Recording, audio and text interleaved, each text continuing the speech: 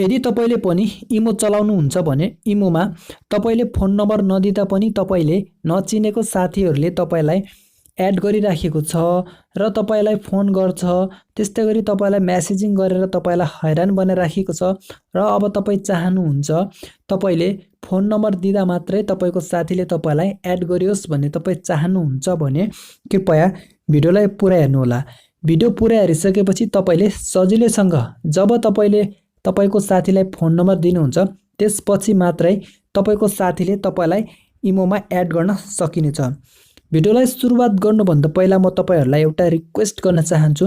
अहिलेसम्म पनि तपाईहरुले यो च्यानललाई सब्स्क्राइब गर्नुभएको छैन भने कृपया भिडियोको तल देखिराखेको रेड कलरको सब्स्क्राइब बटनमा क्लिक गरेर सब्स्क्राइब गर्नुहोस् र साथै छेउमा आउने घण्टीलाई पनि दबाएर अल नोटिफिकेसनमा क्लिक गर्न नबिर्सिनु होला।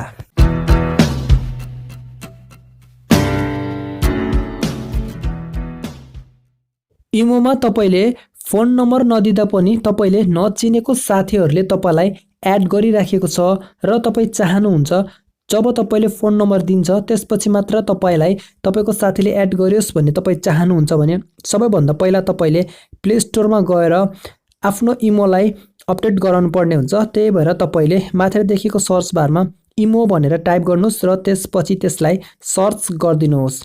यसरी सर्च गरेपछि अब तपाईले यहाँ अपडेट भन्ने अप्सन देख्नुहुन्छ, यसमा क्लिक गरेर इमोलाई अपडेट गराउनुहोस्।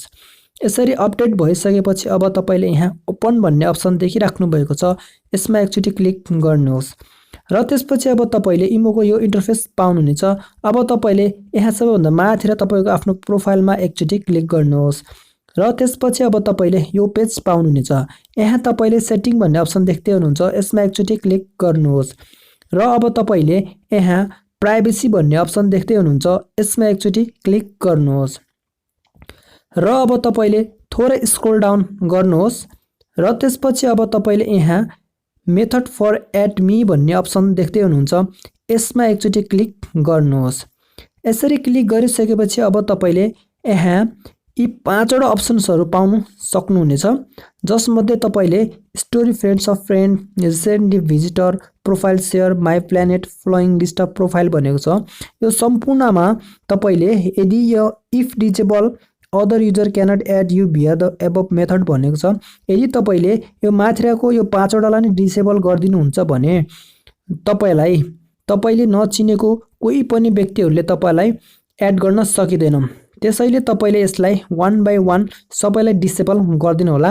यति गरिसकेपछि अब तपाईले फोन नम्बर दिएको व्यक्तिले मात्रै तपाईलाई एड गर्न सकिनेछ।